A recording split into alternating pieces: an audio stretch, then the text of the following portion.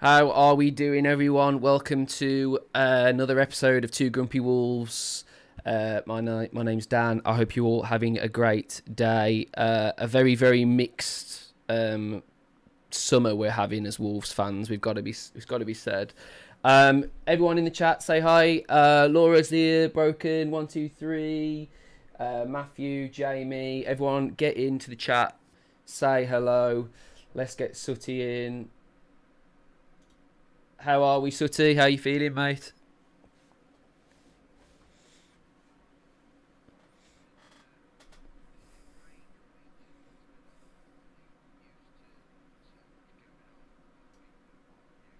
In and around Molineux, but we'll talk all about it as we go on. Dappa, how we doing, mate? All good yourself, Dan? Yeah, not too bad, mate. Not too bad. Evening all. Yeah. Great week. I think it's been an absolutely brilliant week. Two great signings, a beautiful top, and we'll speak about that numpty in a bit. Yeah, we kind of said just before the show started that I think a lot of people are going to be mixed on the old Edwards situation. But we'll talk about it in a minute. We've got two guests today. So first of all, please welcome George Horton to the stage, everybody. Everybody's seen this guy. He's famous on TikTok, and he's an absolute legend. Thanks for coming on, mate. Yeah, cheers for having me. I don't really have like a channel I'm associated to, so I've been on all the channels. But I've obviously joined the Discord and people are very friendly. So yeah. And obviously it's been an eventful few days. Lot to talk about. Pretty crazy. So yeah. We'll get on to that. But yeah. And also, we've got a second debut, and it's Chris. And you might have seen Chris before as well. How you doing, Chris? Hello, everybody. Yeah, hi Dan. Yeah, happy to be here. So. Been a bit of a strange week, but we'll get onto that, I guess, in the show. Yeah, absolutely, guys, absolutely. Everyone saying some nice things about everybody. What's going on, Carl? Make sure you're liking the video, guys. Subscribe to the channel for more content. It's good to be back, man. We've had 2 weeks off of Two Grumpy Wolves because there wasn't really a lot to talk about, and then all of a sudden, it's just gone mental. Hasn't it, lads? It has gone absolutely mental. First of all, we'll talk about a player that I didn't expect to ever see in Old Gold. And to be honest with you, it just when it was all breaking, the Trippier situation, I just couldn't believe my eyes, man. I was like, nah, that's never going to happen. I'll come to one, like each of you, one at a time. What's your opinion, first of all, Sutty, on the Trippier signing? Well, for me, how many different captains did we have last season? About 7. We'll only have 1 next year, because if he ain't captain, then I'll stand topping. Basically, he is captain material all over. He is just what we wanted. As you all know, I lived up in the northeast of England for quite a while, so I know a hell of a lot of Newcastle supporters who say that he is absolutely outstanding, even at 35, and they would have kept him. Fair enough, he might not play every game, but he doesn't really need to play every single game. But he is exactly what we need at this given time. He would have the armband for me all day long, because he'll suffer fools lightly, that lad. Yeah, Dapper. Yeah, mate, outstanding signing. Just to say what Sutty says there, one thing he will bring is leadership, of voice. I've not seen nobody rant and rave on that pitch for a long time and berate players if they've made mistakes. I think he's going to bring that on Monday to Friday on the training pitch. Things that he's learned with his internationals, being abroad, winning leagues and stuff. So I think he's bringing that leadership. And let's just say one thing. Let's say Manny keeps taking shots like he does, crazy shots. I think he's going to go. Yeah. Yeah. We've needed someone like that for ages, haven't we? Someone with a bit of bollocks and some leadership in the dressing room. It's just been absolutely ridiculous. A lot of people in the chat, by the way, are saying Trippier could be terminating his contract. I don't know how true that Out is. of it. Obviously, I don't know how true that is, but that would be extremely controversial if that was to happen. And I mean, Fosun would be getting it right in the arse if that was to happen. Because we'll talk about the manager situation later. George, I'll come to you. Trippier, mate, how did you feel about that signing? What a signing! I mean, we've always kind of gone for these unknown players, signing players with no experience, signing players that no one's ever heard of. And it's just great to get like a recognised name in. You're talking a leader, you're talking set pieces, and the amount of experience he's got is unbelievable. You're talking about a guy here who's won La Liga with Atletico Madrid. You're talking about the guy who played Champions League final with Tottenham, and won a Carabao Cup with Newcastle. Doesn't really get much better than that. But I have just seen, my brother's just put in one of the group chats as well, that we might be his contract might be terminated. Amazing. So I'm just going to look and see what that's saying about that. Yeah, that is insane if that was to happen. And so like Wolves, to be honest, because we made the channel 2 Grumpy Wolves mean Sutty because of very much the fact that it's from your channel, it's from the Wolves. Yeah, we're all absolutely fuming. I probably got my phone's probably blowing up then if it's the Wolfpack thing. Kieran Trippier is considering cancelling his contract agreement with Wolves. He's angry at the sacking of manager Rob Edwards and he felt like he's been misled. Trippier's deal does not kick into the 1st of July. Oh, fucking hell, man. I don't know. The guy who said it's got 164k followers. Wow. Yeah, that would just about fucking do it again, wouldn't it? I think Sutty, you'd have to. Yeah, I think you'd have to. I think the flag going up your arse, if you catch my drift, would have to wait. I think the flag would very much be coming out, mate. If that was the case, that's fucking insane. Chris, I'll come to you about Trippier. I actually don't think he can tear his contract up. He's signed it now anyway, so it's going to cost him a fair bit of money to get out of it. So, but no, I watched this guy play for England in the Euros summer before last.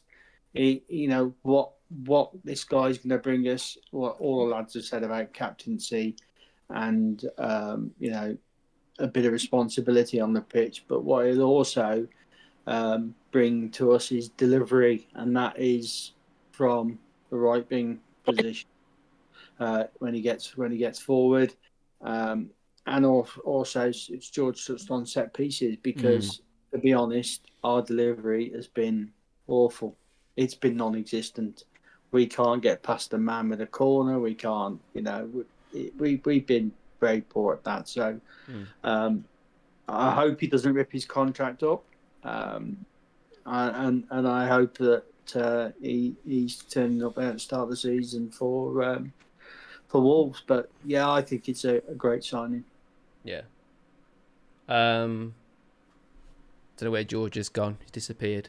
But yeah, I think it's a good signing. I think it's one that we've wanted for a very, very long time. And I think it's one that it's quite interesting. It's been such some early business, which is something that we've just not seen as Wolves fans for such a long time. We always leave it so late, but it looks like things have started to happen. It's a bit awkward talking about Trippier all of a sudden though, because everyone is saying it about Trippier considering the cancelling his contract. I don't know how that would really work, to be honest. Really interesting. We'll have to keep going on. The thing is that I can sign a contract to do work, and once a contract's signed, it's signed. It don't mean I'm starting it that day. It means that I might be starting it in 6 months' time. But a contract is a contract, and if I don't fulfil it, guess what? I'm going to get absolutely rinsed. So he can't just rip a contract up because he's decided they've said it don't actually start until July the 1st.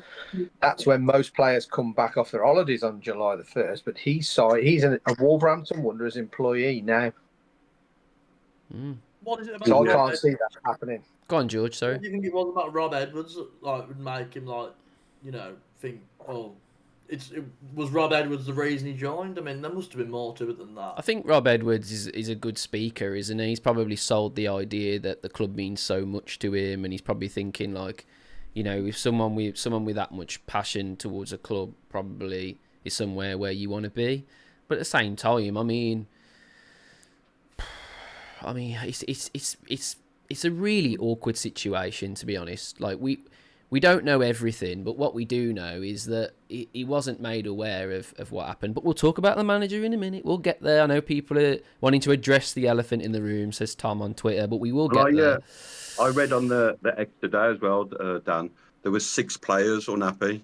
Where the fuck did this come from? So I think it's just a spin-off that. People are just making... how can you have 6 players? Like they say Sar's unhappy and blah, blah, blah. They're all with the families. They ain't going to phone up Wolves and say, what the fuck's going on? I'm unhappy. Can you tell X, please? It's one of them. We've got to wait, haven't we? We've got to wait and see what happens. Yeah, of course.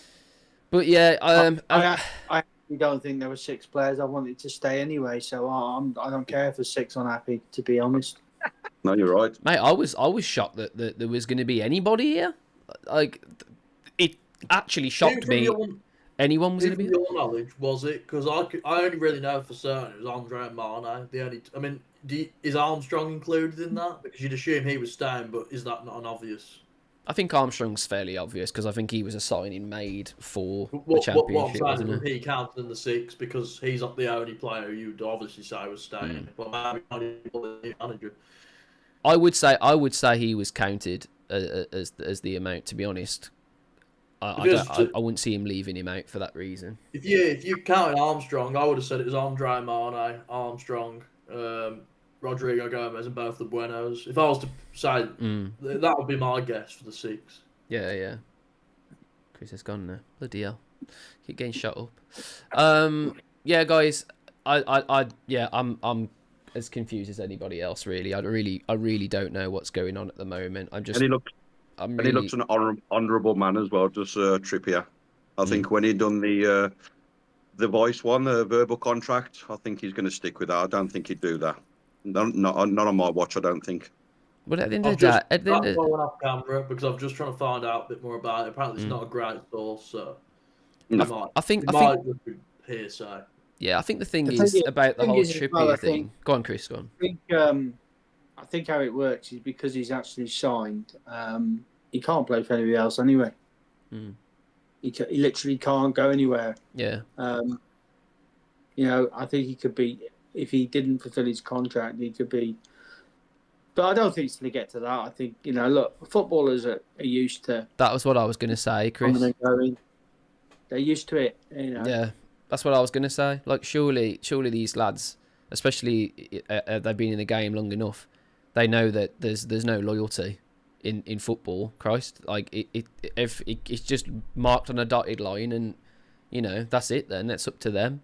But Trippier, I'm hoping he stays. Obviously, if he was to stay, and hope we're all hoping. Fingers crossed. What do you think? Like he can bring to the table in a championship? What kind of qualities do you think will be specifically really good in the championship? I'll come to you, George. Go on. Right, I'm just gonna say red card in the Mexico game. So, I think you're looking at probably one of the best right backs to ever do it in the championship. I mean, you're talking probably, if you compare it to a Wolves player, you're talking Barry Douglas level. There's going to be a lot of assists in there. The delivery's massive, like as Chris said. His corners, set pieces, free kicks. That's something we're missing for years. Again, a tremendous leader, and I'm not sure what his defensive side of the game's like. But you got to remember, I think it's like people talk about Jimenez. Some people go, "Oh, he's too old" and whatever.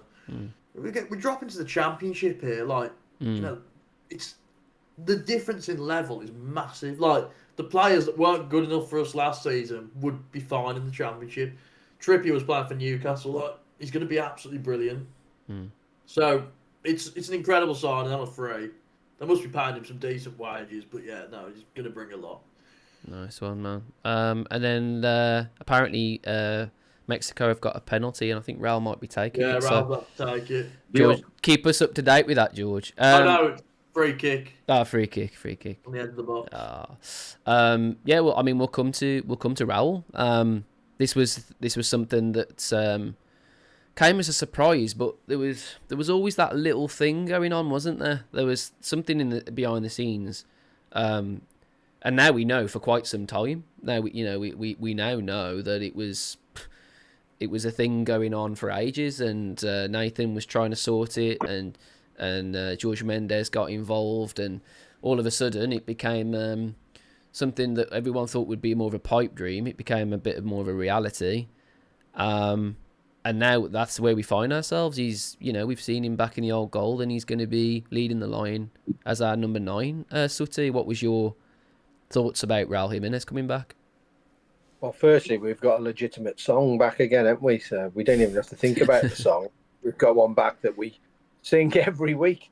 No, it's brilliant that Raúl's coming back, because let's be honest, he didn't leave on the best sort of terms. Lopetegui sort of stitched him up a little bit, and it was all a bit dour how he left. But I've seen on social media this week, mainly off Southampton and Albion fans. Now, I get it from Albion fans, but I don't know what Southampton. I think Southampton are a bit worried about us for some reason.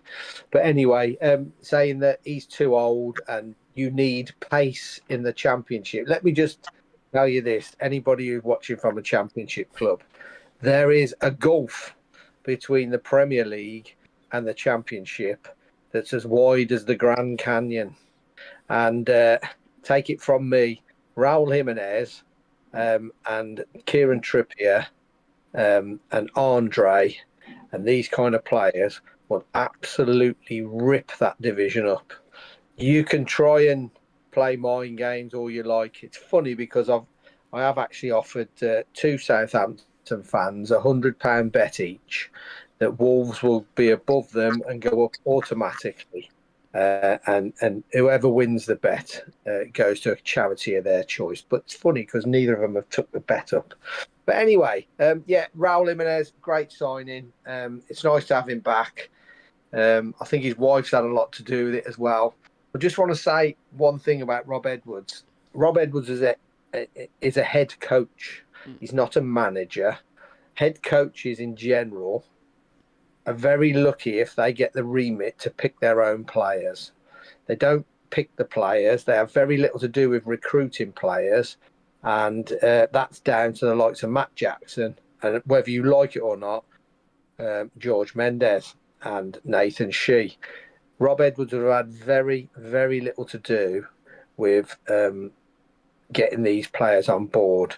He hasn't got the pulling power that most managers of note have got. You can't tell me that Kieran Trippier, Raúl Jiménez and Andre have all been doing cartwheels down the Waterloo Road because they're going to be playing for the world-renowned Rob Edwards.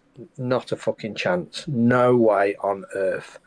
They've come here because they've been sold a dream that we were sold back in January. Chris was there, where we were told in no uncertain terms that Wolverhampton Wanderers would punch their way out of the Championship. Those were the words. We're going to punch our way. So we've held them to account all the way up to this point, and then bang, this week, well, starting with last week, with Andre, and then this week, Kieran Trippier and Raúl Jiménez. And it's like, whoa, what the fuck? Yeah, they're serious. And I still believe they're serious. I still think, after certain reports today, that it's a one-season hit, this. Yeah. It's one season. They've got to do it this season. So I think they'll pull out all the stops to make sure that we hit the ground running and we're the big hitters. I don't think they wanted to lavish any money on Rob Edwards. And at last, because I've called him out time and time again to see why he wants Wolves and what's the purpose of owning Wolves and when are we going to hear off him. This wasn't a Nathan Shee sacking. This was an owner sacking. This was a João sacking. and he's got involved. Now, when your top man's got involved, because he never got involved with Jeff, when you think about it, for nearly 5 years. So when your top man's got involved and said, no, enough's enough, he's not the man, we've got to do this in one hit. Hence, he's gone back to Gestifute and Jorge Mendes. And I think you'll probably find that now there's a Portuguese manager involved who's an up-and-coming Portuguese manager. He took some pelters today saying he's shit and that, but he's highly regarded in Portugal as the next up-and-coming manager. So if we hit the ground running and Jorge Mendes gets his house in order, I see some pretty talented players coming here to get us up. And then you may see, once we're up and we've established ourselves for one season, if we can do that, then I firmly believe that a sale might be on the cards. Yeah, well put, mate, well put. Dappa, your thoughts on Raúl Jiménez signing? Yeah, phenomenal, mate. Probably the best number 9 since Steve Bull, and we're going back many, many years there. Just his goodbye message with his wife in the video when they was both crying and very upset. That says a lot straight off the bat. Just like Neves did in the middle of the pitch. That bloke didn't want to leave. You could tell he was forced for a sale. But to have somebody of that calibre, even at 35 years of age, today's football is completely different with the training, the nutrition. These lads can go on for a long, long time now with their bodies. So, yeah, to have that lad and his calibre, and if his legs have gone a little bit, you put that ball to him 4 yards out, 15 yards out, 20, he's hitting that, swiveling it, and it's in top corner. But for him to come to Wolves in the Championship, there's going to be the talks of a blueprint of the calibre of players, even managers. He might have even knew this manager was coming in. But for me, yeah, Edwards, no, he was not. See, the trouble is with Edwards, we'd have to go into a pre-season, trust it, and make sure the first 10 games that we are successful. If that doesn't happen, Sutty will tell you about last season's pre-seasons. We didn't win none of them. So if we start in that vein of form under Edwards, holy... So for me, yeah, the 2 signings so far, Edwards is gone. Let's just back this new man. And I do believe the staff has been sacked as well. Yeah, yeah. So he's bringing his own people in. So they've gone, yeah. Rui Pedro Silva's still there. Oh, he is? I thought he'd gone, George. No, but I don't know. I'm not sure. Have you seen he's gone? Or? I think so. It said that they've all gone. Parted ways. So I think he's bringing his own staff in. I read Liam Keane and he said that he was still there, so they weren't sure what was going on. Okay, not sure. 50-50 I'm not sure whether... This is my theory. I almost wonder if they brought Rui Pedro Silva in as a bit of a spy for that Fosun, almost in a way, because they've... I don't know, it seems a bit... The fact when they brought him in, they all of a sudden started playing better, and then didn't he kind of take a bit more of a back seat, and then we started dropping off. Well, I also read that they were going to give the job to him. Yeah, I read that as well, yeah. They decided to... Which I'm glad they didn't, because he's had manager experience. He hasn't done well, but I'm pretty sure he's still there. Whether he will, I don't know. So I don't know. Yeah. Well, George, I'll come to you about Raúl, mate. Oh, yeah, Mint. You know, obviously when I was... He joined when I was 16, and like obviously, you know, I watched him for like 5 years. And don't get me wrong, his last season at Wolves, he wasn't good. But again, he was fresh off the head injury. At the time, you know, I think a lot of fans did want him to go. And I'm not going to like just try and lie and just be like, oh, I always loved him, wanted him to stay. I think at the time, a lot of people wanted him to go because he wasn't very good. But looking back, you know, we haven't had a striker. I mean, Larson was okay for a bit. We haven't had a striker like him for ages. And I think, you know, there's been a lot of times where we need to be careful what we wish for. He's gone to Fulham, obviously played under a good manager, like a consistent manager, having a consistent good attackers around him. You know, he's playing for a better team than he was towards the back end of Wolves. And he's shown that he's still got it. And, you know, when they beat us at the Cottage this season, he played a lovely ball to Wilson, I think. I can't remember who it was, but he played a lovely ball through one of the goals. I remember just watching, thinking, like, yeah, he's still got it. And, like, you know, you see him, I'm watching now for Mexico, he's still sharp. He's still quick. And the interesting thing is, and obviously you said about, there's no way Edwards did anything with the Jimenez deal. It came out today that was Mendes is doing the Jimenez one. So Jimenez will be fully committed. There's no way Jimenez is going to do anything like the Trippier thing. I mean, it's just, he's going to be incredible. What do you reckon, 20 goals? He's got you, well, yeah. As long as, like, it's who's playing around him, isn't it? You still need the service. But he is a guy that he can just make things happen, can't he? We've seen that time and time again. You've got to think when we went up the first time. I mean, our strikers were Bonatini and Afobe, like okay players, but nothing on Raúl. Again, I know he's older, but it's the Championship. Like, you're talking about a player who's who would have been Champions League quality when he was in his prime at Wolves. He was better than, you know what I mean? Oh yeah, he was one of the best number 9s in the world, man. At one point, he was. I think after Neves, Premier League legacy, he's probably the best player after Neves, Premier League legacy for Wolves. But yeah, no, very, very happy about it, and I'm hoping there's one. From what I've heard, there's one more former player to come as well. So, Chris, I'll come to you, mate, about Raúl Jiménez, and then we'll get into the nitty gritty of the manager situation. And people are talking, by the way, in the chat regarding the news that may or may not have come out around Trippier. We don't know, as we literally don't know. Like it's come out, we don't know. So we know as much as you at the moment, guys. Go on, Chris. Sorry. Yeah, I mean, I'm over the moon that Raúl signed. Couple of reasons. I've got an exclusive. It's not just yours today. So I had a text message from Nathan Shee today, which was quite interesting.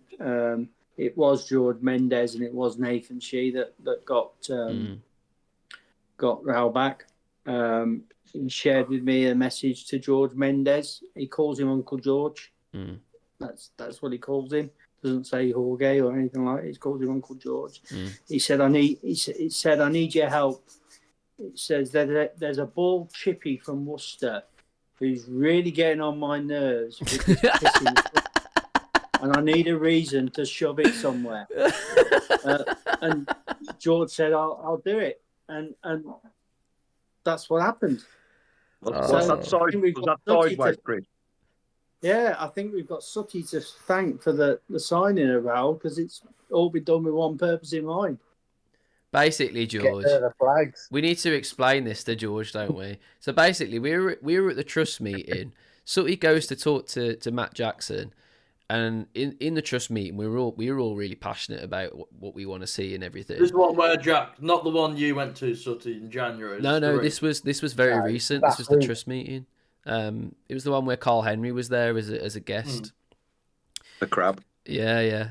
And top bloke he is, by the way. Really nice bloke. Yeah, lovely guy. But yeah, literally, Sutty spoke to him and mentioned the flag that he always takes. You know, his Thailand flag, whatever. And he said to him, he goes, if everything goes to plan, I'm gonna shove that flag up your ass. Matt Jackson said that to Sutty. So every single time now something's going right, we all say in the Discord, mate, you better fucking start, making room for that flag, son. And that's the size of his one hand. That's the size of his one hand. He's got hands like got Pat big Jennings. hands. He has got big hands. Yeah, he said. Speaking of Matt Jackson, could he be next? Yeah, who knows? Maybe. Yeah, that's true. Actually, seriously, it's a great addition. I think I'm not worried about his age. I'm not worried about his mobility. That it's a bit like Trippier. What you can't lose is this, and it counts for a lot in football. Your positioning, your anticipation.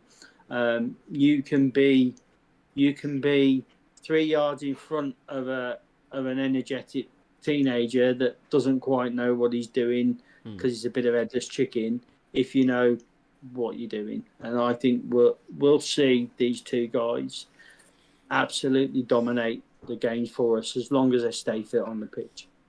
As long as they stay.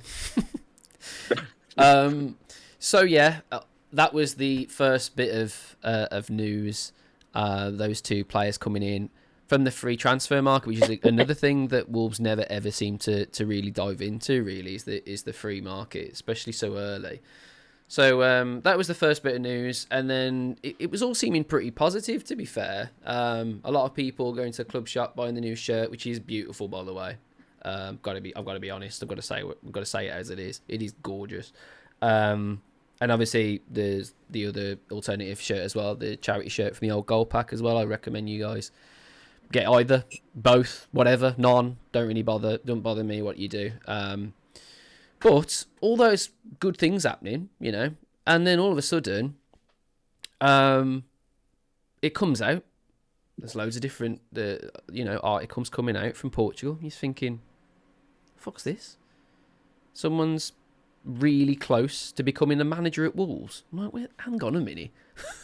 I had to go back and look at all of the recent PR coming from Wolves and thinking, hang on a minute, he's fucking all over it. Like, Rob Edwards is all over it. So this has got to be a load of bollocks. All of a sudden it starts to heat up more and more and more. And then more credible sources start taking the wind of it.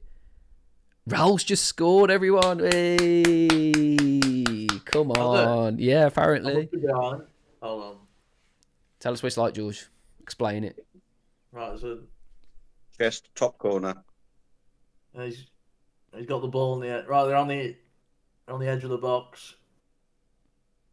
Oh, header. Oh, beautiful. Beautiful. Come on. Oh, yeah. First of many. Some celebration. First of many. Come on. So, he's only a couple of goals off being top scorer for Mexico, isn't he? Oh, I didn't know that. That was his first start in a World Cup. I'm going to have to make a quick TikTok out of this. I'll be back. He's never started a World Cup game tonight until tonight. All right, well, basically, I know that the names keep switching around, but as soon as someone goes off Discord, it changes all the names around. It doesn't matter. I'm not bothered. It's not going to bother me, honestly. Only loads.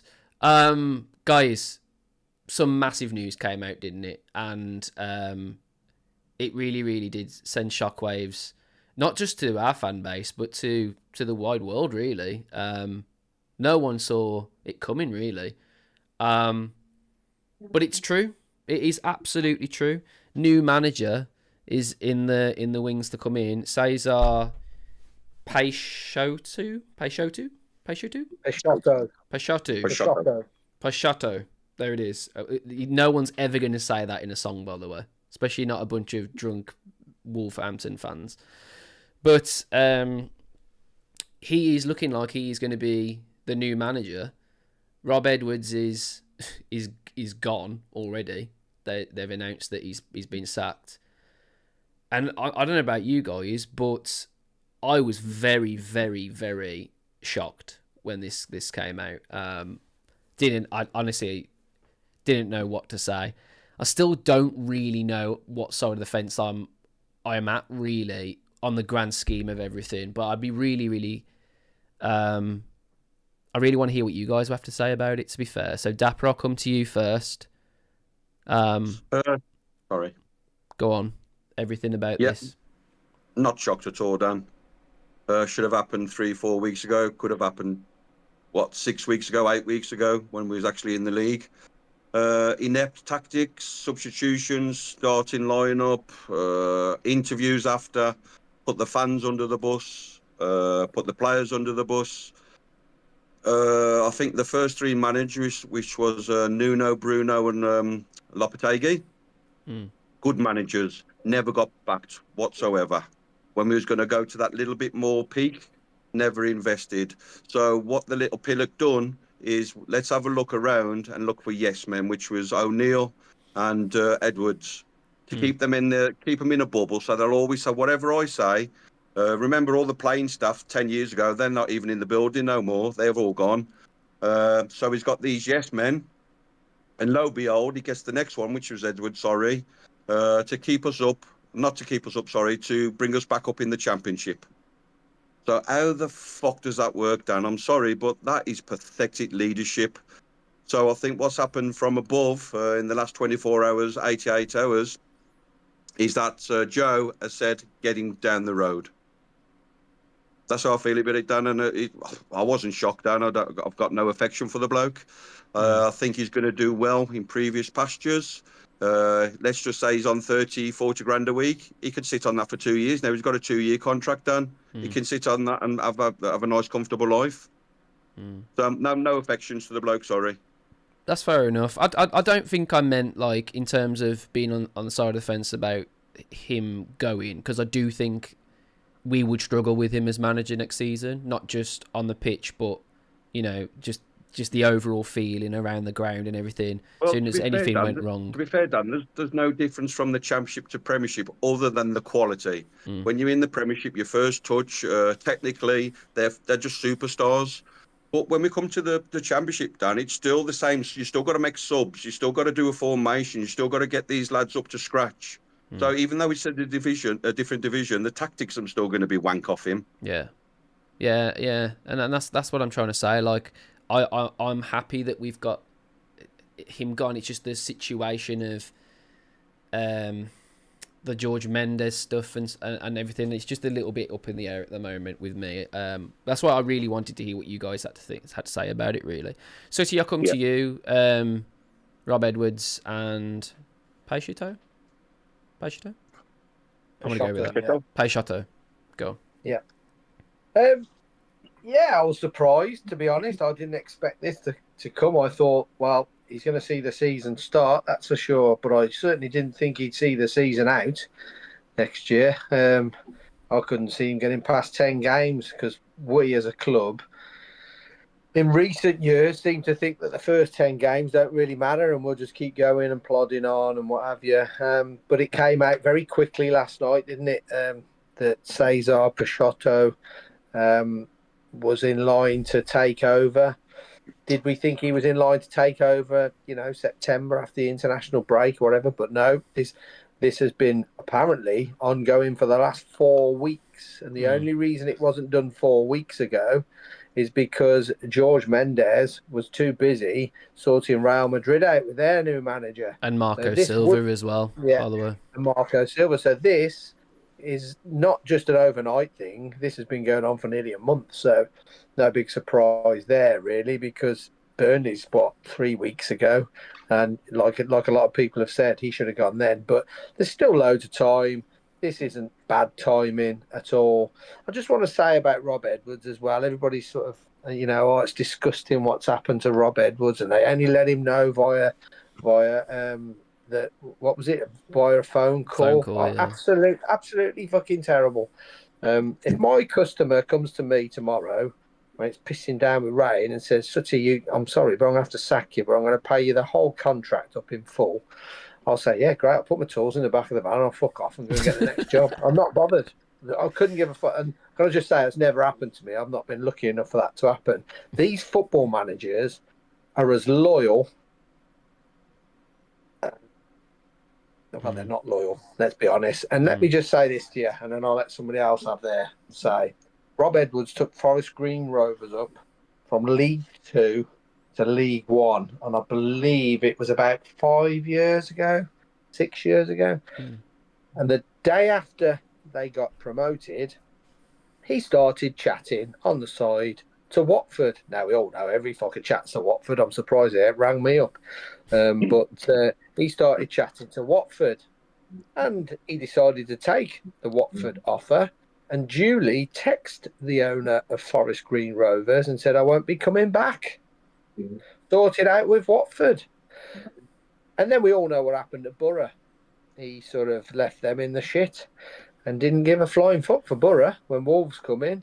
And he claimed if Wolves were in the conference or the National League as it is now, I would still go to Wolves. Well, guess what, Mr. Edwards? I think that's about your level, League 1, League 2 and National League. And you reap what you sow, sunshine, because you've done it to other people. Do not be fucking surprised that they do it to you. There is no loyalty in football. No, I agree to that. At all. Don't get sentimental over a fucking manager, because let me tell you now, if a bigger club than Wolves came in halfway through next season, he in the Premier League, let's just say, I don't know, let's say Tottenham, right? Just plucking them out. I'm not saying he's going to Spurs, by the way. He would fucking go. It's bullshit to say I'd manage Wolves in the National League. He wouldn't. So they're all as bad as each other. Players, managers, everybody. Do not get too attached to them. Every now and then you'll have a legend, i.e. Raúl Jiménez, and he'll stick to his word. He will come and he'll play his heart out for this football club.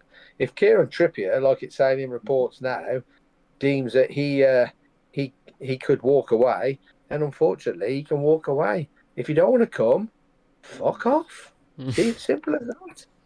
I'm not getting attached to anybody. Would I like Kieran Trippier to stay and play for us? Absolutely I would, because he'll be the best right back in that championship by a mile. But if he doesn't want to come, we move on. Don't let it get to you. We've got Andre and Raúl Jiménez, and those two players will draw many a decent player to come and play for us. Let me tell you that. Well said. George, I'll come to you, mate. The manager situation. What's your feelings around it? I'm going to start from when Edwards first came in, because as many people know, I did really like Rob Edwards. Really liked him. And I think sacking managers all the while is a very small club mentality thing to do. You don't see Man United sacking managers, do you? You see Chelsea sacking managers, but historically they're not like, they're a big club now. Historically not. It's a very it's not a thing that like proper football clubs do. Like Aston Villa, they'll give the managers time. Man United, Man City, teams like that. You know what I mean? So I'm not a big believer in sacking managers. That West Ham game, we beat them 3-0. That and the Man United draw. From that point up until the Brentford draw, I thought we were playing some good stuff. I thought it improved the players. I thought things were improving, and there did seem to be a good team spirit, good atmosphere. You could argue there was a bit of luck involved, the Villa and Liverpool wins, but at the end of the day, to beat Villa and Liverpool and get a draw against Arsenal with that squad, I thought that was quite impressive. And then I think, unfortunately, that 25-day break between Brentford away and West Ham away did him. I think he lost the squad. I don't know what happened, but we just started playing terribly. Well, there was still a chance we could stay up. That West Ham game, I mean, dreadful, but you think, okay, it's a one-off. We're not down yet. Leeds, pretty much game over after 10 minutes. And you're thinking to yourself, slim chance, but we don't. It's Leeds, a team that have just come up. They're not that good. Don't embarrass yourselves, and that's what we did. We embarrassed ourselves. Tottenham at home, dreadful, absolutely dreadful. Couldn't even go at them.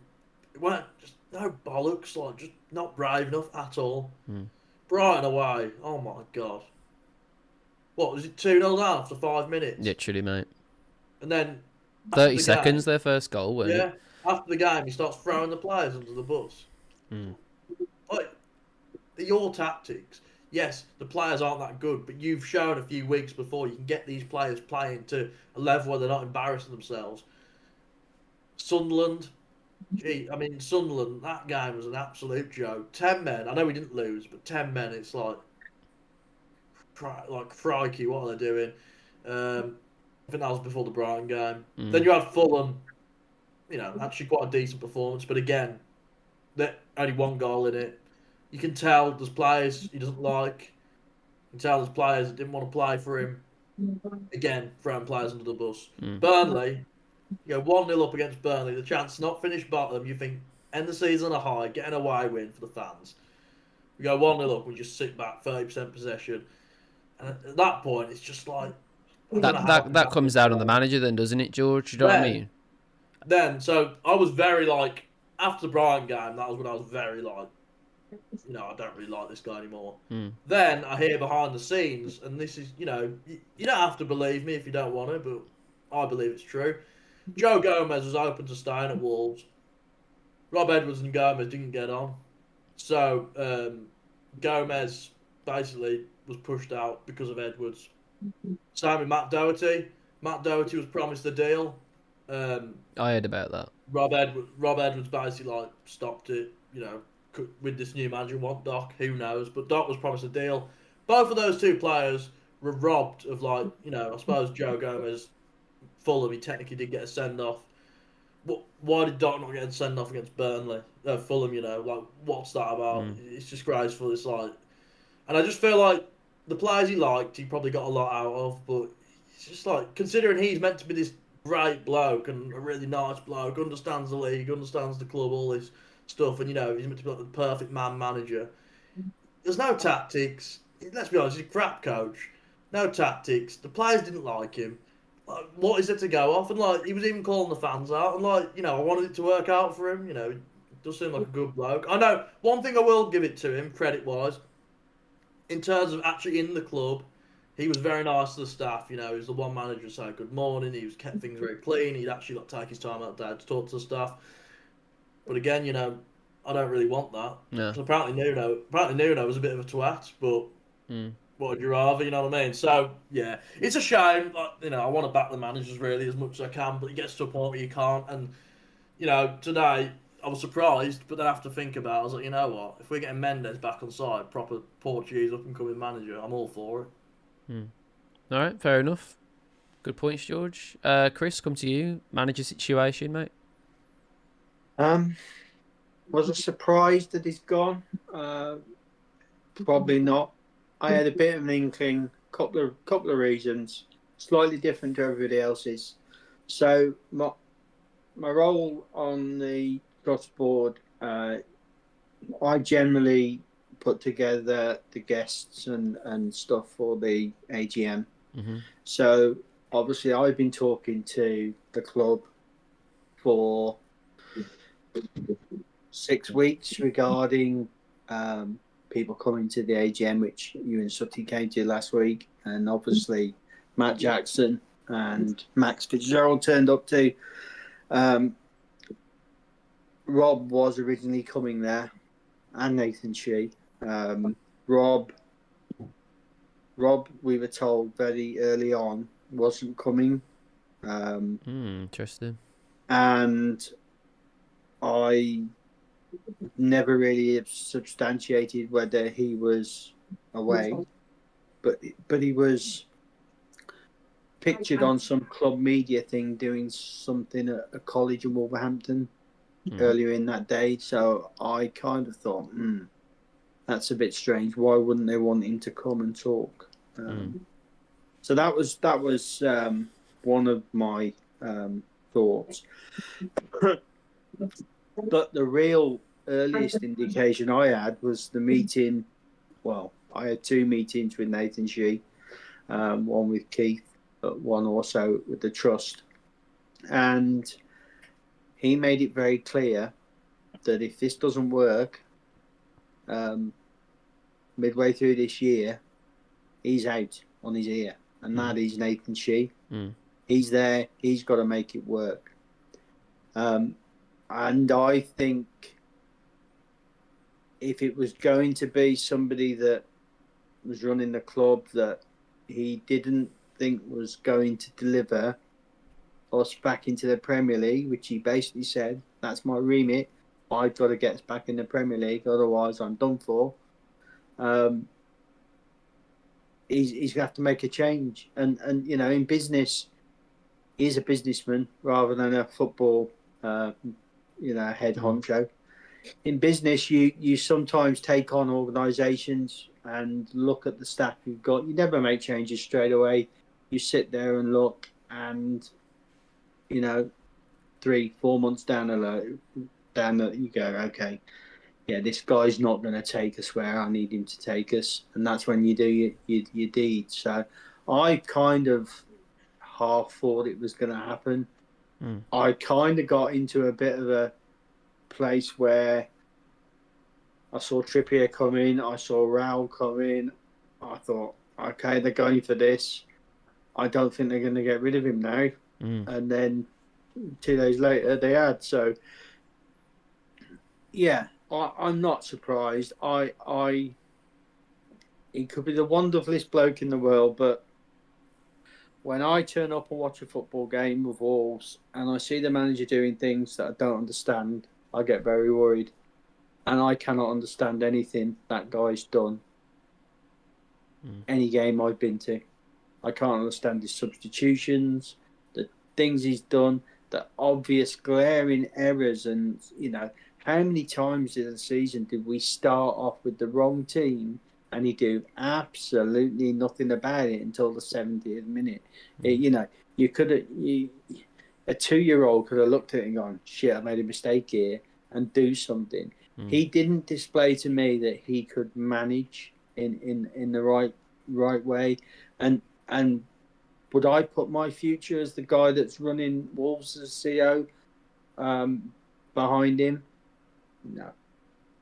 Yeah. I wouldn't put my future livelihood, because Nathan Sheen needs to succeed for, he's a corporate man. He wants to be in the Fosun empire, but, he's on trial. If he makes a howling disaster of Wolves, he ain't getting the next nice big job in Fosun. He'll be parked into some, side show somewhere in Shanghai, and that'll be it. So, yep, you got to take these, you got to make these decisions, and I think that's probably, sadly for Rob, that's what's happened.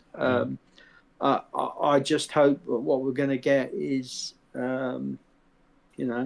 Cesar Salad is going to be a decent manager, because I'm not going to try and pronounce his name. He's going to be Cesar Salad for me. But that's where we are now. We've got to get behind the guy and go for it if he's going to be the new guy. Yeah, well put, guys. Well put. Listen, I think someone's just said that Liam Keane said that the Trippier stuff's nonsense. I don't know whether that's true or not. I'll have a quick look for you. Yeah. Okay, so the reason why I'm on the fence about it is because basically it feels like we're on a bit of a merry-go-round at the moment, guys. Feels like this is history repeating itself a little bit. Yeah, you just said, like, someone asked and you just said no. So lovely. We'll see what happens with that. Keep us updated, chat. Thanks very much for keeping us updated as always. Appreciate that a lot. But yeah, I really like George. I really wanted Rob to do well with the things he was saying, with the sacrifice he made to come here, all this shit.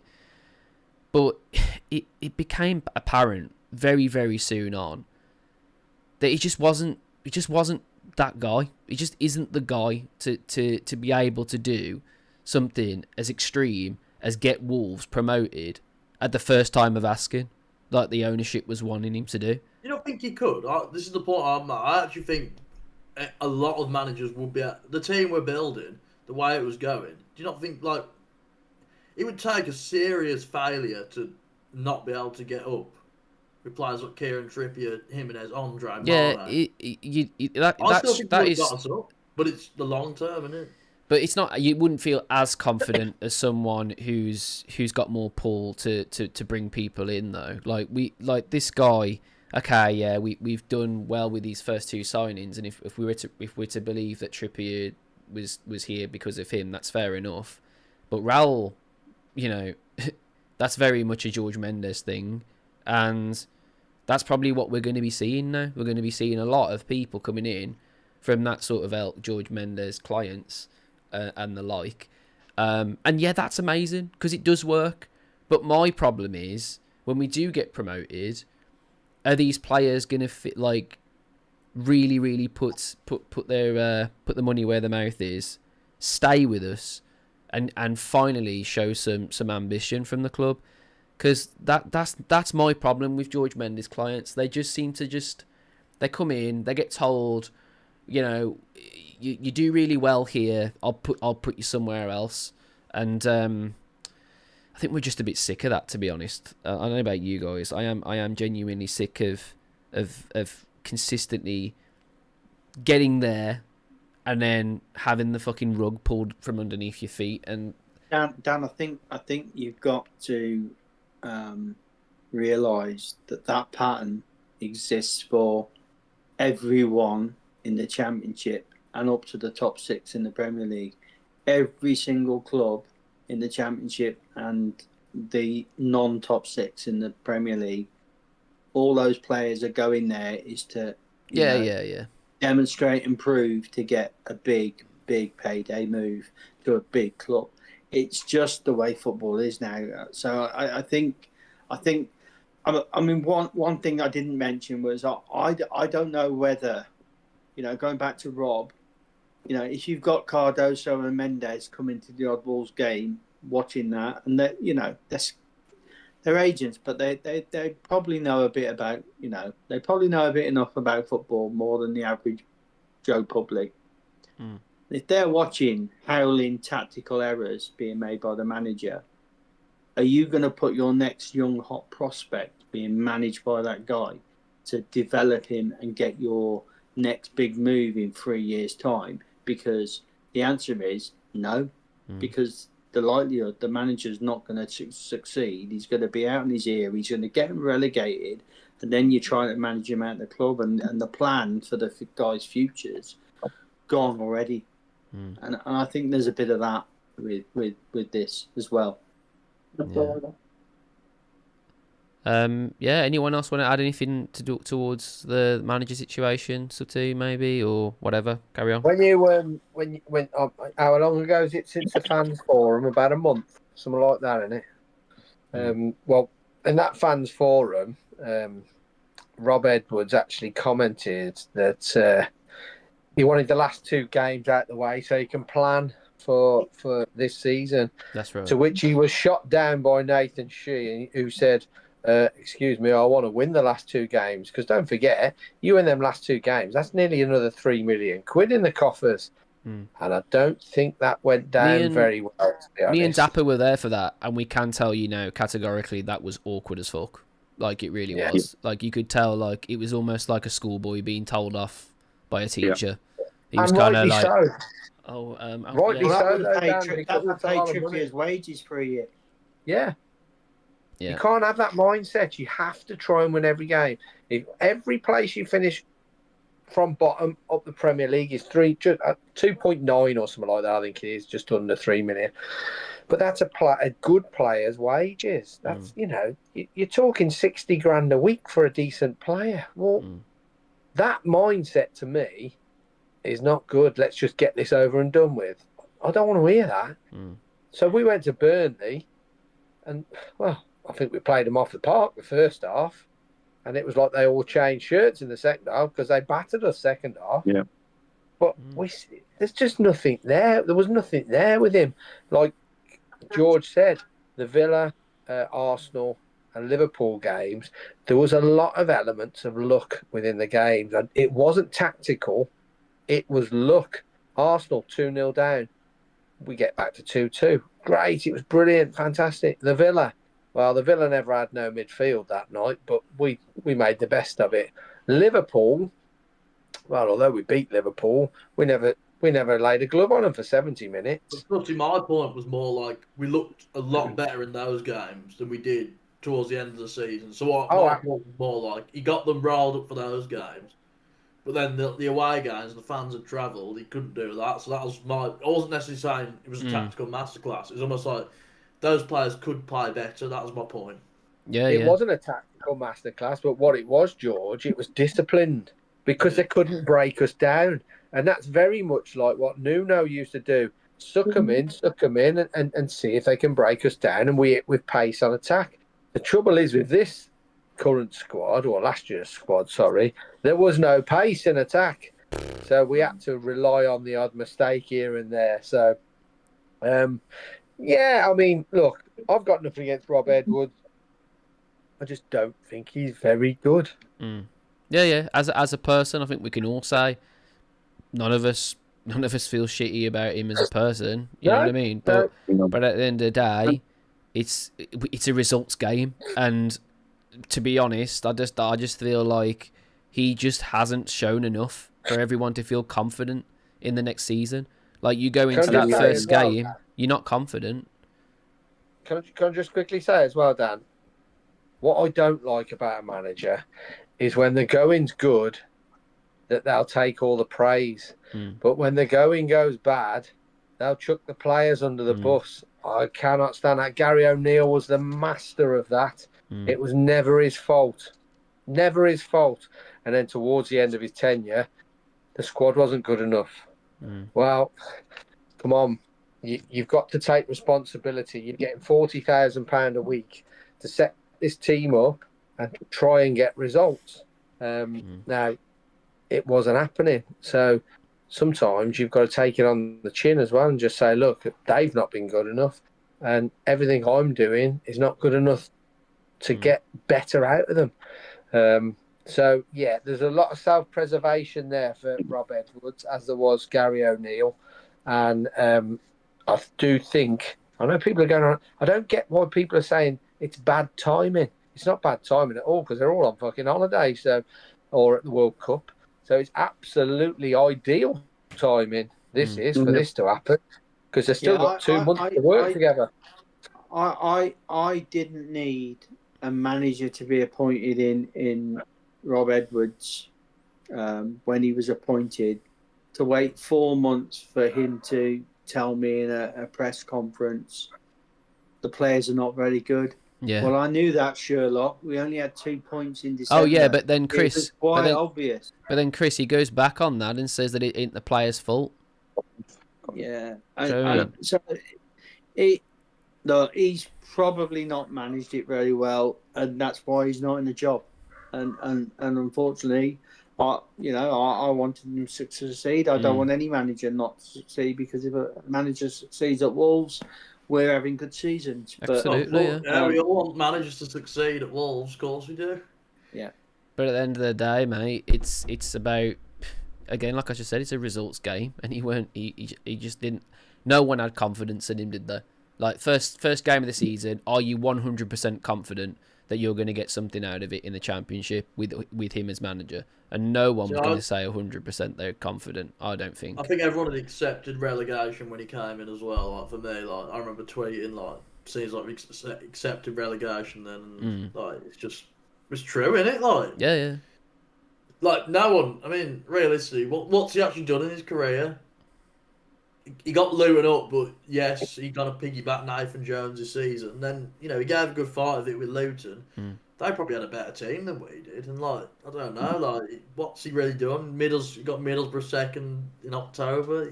He's not got, an amazing CV, you know what I mean? So, the other thing, George, as well, this is not Nathan signing. He wasn't Nathan signing. Well, This is his first big move now. This is Nathan's first stamp on the club. The previous two managers in Gon and Edwards, those just yes men. Makes you wonder about Matt Jackson as well, doesn't it? And the other thing is, we can't have it both ways. For years and years, we, as Sayers fans, we never hear of Fosun, the main person at Fosun. We never hear Jeff no more. Now, the big dog has spoke. If he has done this sacking, this is the first time he stepped forward. He gone, fuck you lot. After 10 years, I've been getting it in the neck. The fans are saying I don't come and talk. Jeff never spoke to us. Now we've got, is it the baby face assassin, so what do you call him? Yeah, the baby face assassin. We've got him speaking forward. The main dog upstairs. Then we're going, this is not right. Make it up, guys. They either speak to us, communicate to us. Yeah. You can't have it both ways. I see that side of it as well, Dapper, to be fair. I like the fact that Chairman Joe's actually got involved, to be honest. I didn't even think he gave two shits, to be honest. I think that's the first time I've ever heard him do any sort of thing related to Wolves. So, yeah, you are right. I mean, there's still a lot of trust to be built, isn't there, around Fosun and in general, really. But we've all got to say it. Nathan Shee has been brilliant, really. He's essentially opened up communication and then delivered on everything he said so far. So the only thing, obviously, we need to see, and I said to Sutty on the phone, is we need to just see it on the pitch now. We need to see the right calibre player. We need to see us winning football matches and looking like there's going to be some ambition going forward. And if we see all those things, then we can let bygones be bygones. We're very fickle as football fans, of course we are. We're not going to forget, of course, what happened, but a lot of it does fall on a certain Jeff Shee, doesn't it? It does, Dan. We can't go back and say everything that really happened with the transfer market and everything after what Matt Jackson was talking about. And I tried to get him to say it. You were there, Chris. You were there, Sutty. I was trying adamantly to get him to say the words Jeff Shee was the main issue. He wouldn't do that. And Chris, to your credit, you gave me a good answer to that. To be fair, because obviously it's more of like a PR thing. He probably couldn't throw someone's name under the bus, and I get it. But I can tell you for a fact. But he did actually say, I think, in fairness to him, he said it was a shit transfer. He said the window was awful. Yeah, the players were awful. You know. Yeah. So he would say that. But he he's not going to do that because he works for a hierarchy, and that's it. That's what I was trying to say. Just like I completely get as to why he wouldn't, but it'd be nice to hear it because, it's like I think George was about to say it's obvious it was him. Like it's a known thing within the club. If you speak to any of the staff, just in general, they obviously don't really say, but you know. Yeah, yeah. I mean, I heard that apparently, his door was never open to anyone. You had to always book some sort of meeting to see him. And when the whole scouting network was coming to him, he was always very reluctant to work with anybody. He would only really push Jorge Mendes clients. And that's another reason why I was a little bit on the fence about everything that was happening today. With the Jaeger bombs at Brentford away, though. He remembers that. He was doing Jaeger bombs at Brentford away. He must have been all right. But that George, that was because Laurie Dalrymple was with him, and that was Laurie Dalrymple. That wasn't Jeff Shee. Jeff Shee probably didn't even know Jaeger bomb at that stage. That's true. You know, he knows what fucking one is now. Hey, but anyway, guys, I'm just gonna go through some comments that people have left. Apologies for not getting you guys involved as much as I can. But with this stacked panel today, it's been quite tricky, and we've had a lot to talk about. So I hope you guys understand that. But yeah, does anyone want to sort of say anything else about anything else going on? While I'm looking at some comments. Can I just quickly say? Yeah, Dan, go for it. Yeah. Obviously, last Thursday we went to the trust meeting, and I know we've got a trust board member on here tonight, so it's not just I'm not just saying it because he's here. But a few years ago, I was very critical of the trust, and I'm pretty sure he'll tell people I was very critical. But the trust has changed somewhat. The trust has built bridges between the hierarchy of the club, which has allowed many people to have interaction with the hierarchy of this club, which would never have happened 12 months ago. So they need applauding. It's not perfect. I'm pretty sure Chris will admit to that, and they're trying to improve it all the time. But what it has done, it's opened dialogue with them, and allowed all of us to have a voice, where the dictator that was there before, Chris met him, would have none of it, to be honest. So I think they need applauding. Last week, when we had a meeting, the AGM, we had Max Fitzgerald and Matt Jackson there. Carl Emery did a chat with Jason Guy, and it was something that would never have happened with those kind of people coming to AGMs under Jeff Shee. So, and they were very open. Again, that's the second time that I've met Matt Jackson, and he never dodged one question. He tried to, and he stood there for the best part of 45 minutes and answered every single question. And it wasn't tea and biscuits, and it got quite heated at times. People within the crowd, basically really, really pushing him and being critical of the situation that we find ourselves in. And he did answer it. He never scuttled off straight after. They stayed till the death, and they spoke to everybody after as well. They didn't just go. So I do actually think that although the trust has got its critics, I'm not quite so sure that just the Taiwan flags alone and one protest would have got the dialogue that we have at this present moment without Wolves' trust and the bridges that they've built. So I just want to say, well done, and keep up the good work, and hopefully membership will get bigger, which will give us a bigger voice, because I don't think we will go back to the dark days under Jeff. Now that we've been given that glimmer of light down a corridor, where there's a door ajar, what we can, we know we can go in. So, well done. Yeah, fair play. I think. I'm gonna get off, boys. Look, I'll be up early in the morning, but cheers. Okay, everyone. No worries, George. Thank you. Thanks everyone in the chat. See you later. I think where it's changed, Keith, is that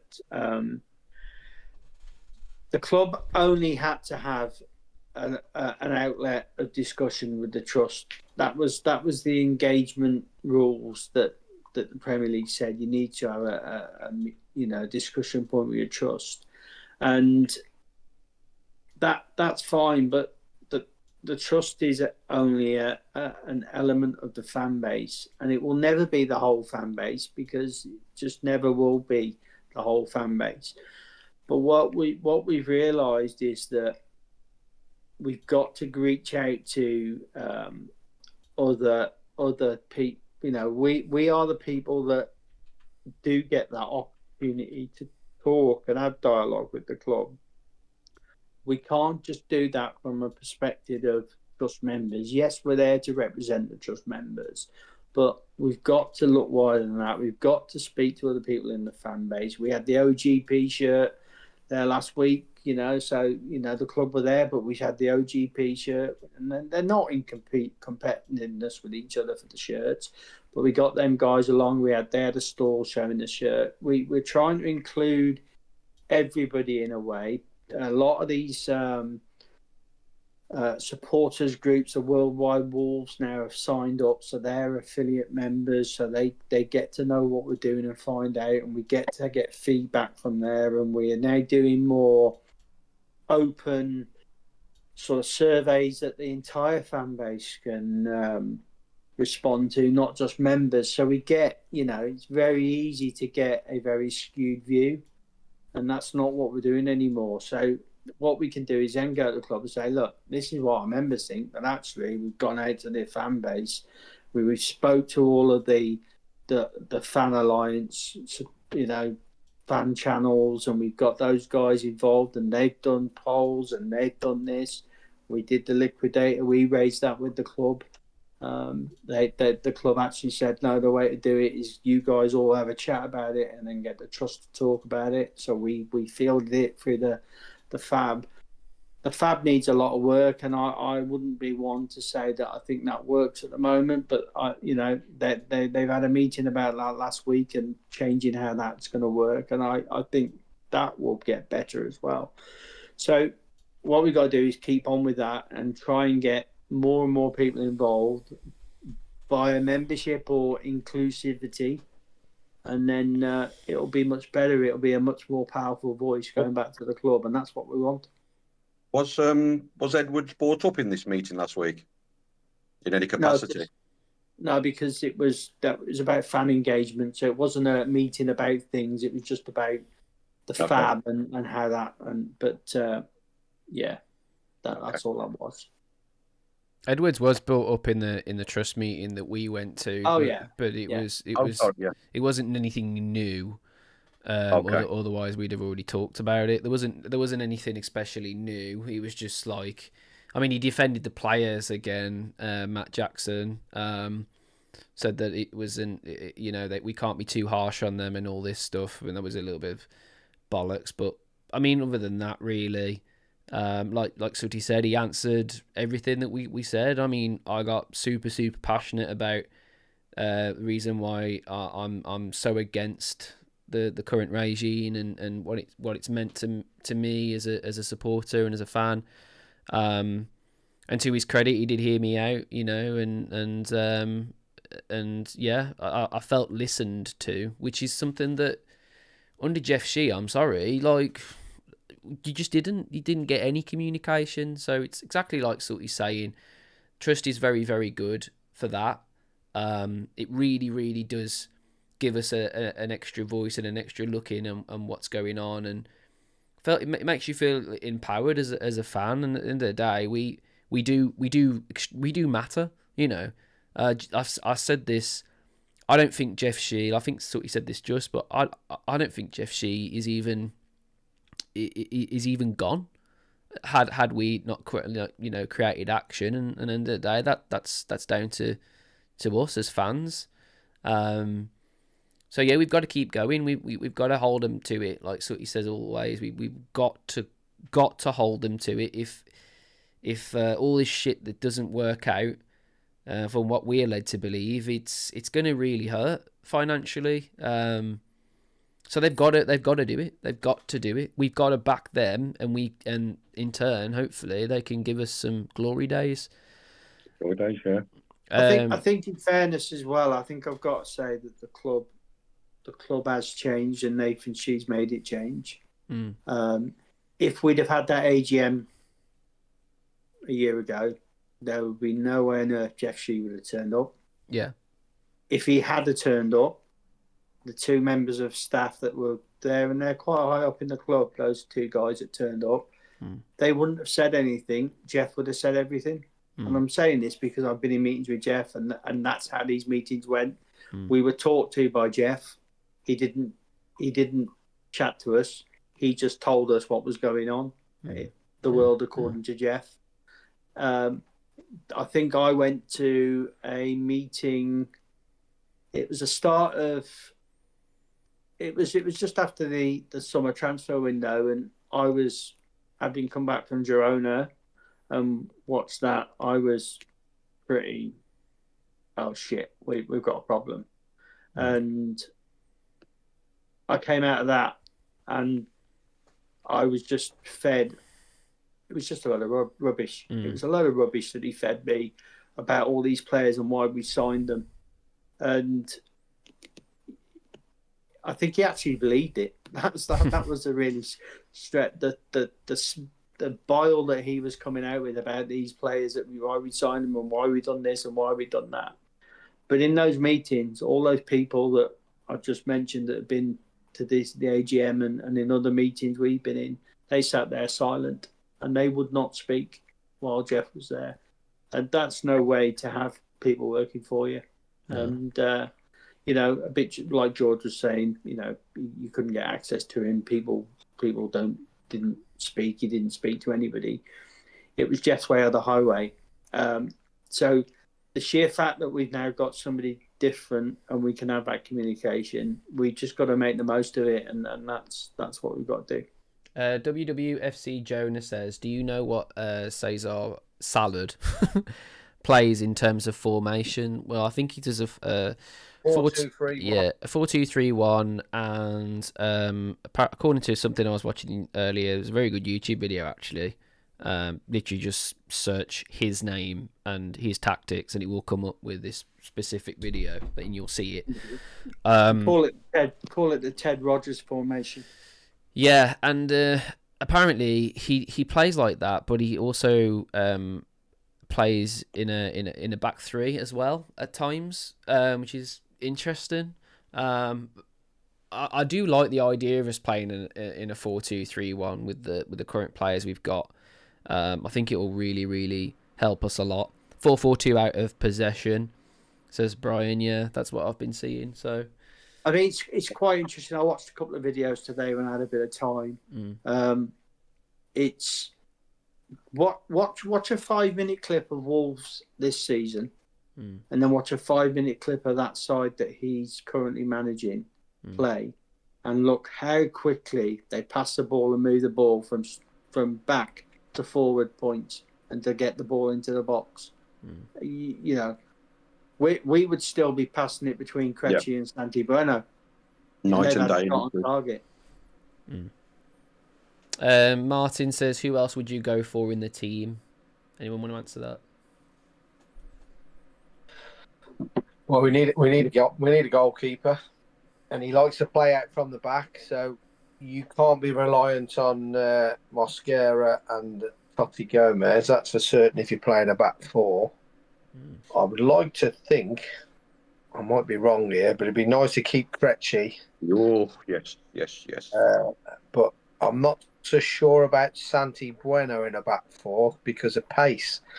And I like Santi Bueno. I'm not saying, I don't like him. I do. But if you've got Trippier one side and Hugo Bueno or Wolfer on the other side, and you can bring in another decent centre half plus a good goalkeeper, and then you've got to have a bit of width. So you need pace on the flanks. So you need a couple of good wingers because we have been devoid of pace for quite a while now. Where we had pace in abundance at one time, didn't we? It used to frighten the life out of anybody, but we haven't now. So we're still a few players, five players short of a decent start in 11, a good start in 11, might I say. But then you've got to get some depth as well because these players aren't going to play 46 games plus all the. Very true. So we've got a major rebuild here, and I think this is another reason why we've got Jorge Mendes back at the helm because he's got a vast pot of players that we probably aren't going to have to buy unless we do well. So. Yeah, they will spend some money, but they'll be leaning on Uncle George saying, give us some of your stars, George, because we're going to go back to season number 2 when Nuno came in and we're going to try and do it all over again. But I think, honestly now, I think we're probably looking at the best part of 10, 12 players coming in here. Tell me if you think I'm wrong, but I think bang on. No, I can't see. Well, I can see a lot more going out. So yeah, someone's put quite a few people actually are talking about this Trippier stuff. From what I've seen, from what Rebecca said, apparently it's been rubbished by Liam Keane, and hopefully that is the case. He's a solid lad, Dan. You can just tell through his career he's not going to do that over 48 hours and come and shit on us just because manager change. Can't see that. No. What one of the things that did you pick up on one of the things that he said when talking to Matt Jackson about glad he was here and why, what it would mean to his family? Yeah. His family's an hour and a half, 2 hours away, and he talked about how easy it was to get to Wolves. The guy's moving because he doesn't want to play away from his family. He's been at Newcastle and, whatever he's been in and away from his family. So, yes, it is about football, but it isn't just about football for him. So, I don't think the manager is going to have that destabilized. I mean, for Christ's sake, he played for Spurs. How many managers did he play under Spurs when the time he was there? Exactly, yeah. They were shelling them like peas at one point. And it's right, because, I mean, you all know, I lived up in Newcastle for years and years. And Newcastle Football Club is an unbelievable, passionate football club. You won't find many more passionate football fan bases than Newcastle United. The only trouble is, if you don't move lock, stock and barrel up there, and your family are, around the Manchester area, that's still 3 hours drive, one way. Newcastle is miles out the way. Yeah. To save yourself, if you're doing half the journey, then that is huge. And this is his last move. This will be his last move, won't it? If he plays for us for 2 years and he took up the year's extension on his contract, after that it's game over. He's done his bit then. He's very comfortable. It's probably not about money so much now, to be honest. It's about one last stint at glory, as it were. And yeah, people say it's only the championship, but you win the championship. Let's be honest. It's a great feeling if you win it. Promotion's huge to players. to say that I helped this team get promoted is it's written in it's written on a trophy. You go down in history at that club, don't you? We'll always remember the group of players that Nuno brought up. Might I add, that group of players that Nuno brought up, which didn't have Johnny, which didn't have Raúl Jiménez, that group of players would have absolutely battered the group from last year. I've no doubt. Absolutely no doubt. You're right. Guys, I'm going to call it there, unfortunately.